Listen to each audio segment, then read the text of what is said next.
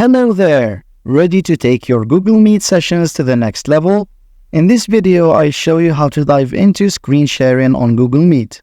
Step 1. Join the meeting. First, enter your Google Meet session by clicking on the meeting link or join in through the Google Meet app. Step 2. Share your screen.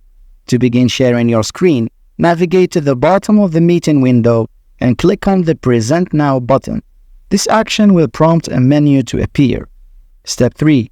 Choose what to share. In the menu, you'll have the option to select what you'd like to share with the other participants. You can choose to share your entire screen, which displays everything on your monitor, a window which shows only a specific application window, or a tab which shares just one browser tab. Step 4. Click Share. Once you've made your selection, click on the Share button to initiate screen sharing. Your chosen content will now be visible to everyone in the meeting.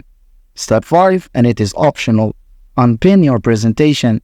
If you've pinned your screen to the forefront, you can choose to unpin it to view it as a tile alongside other participants' screens.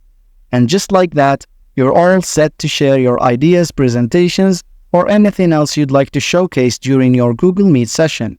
Happy collaborating, and don't forget to subscribe.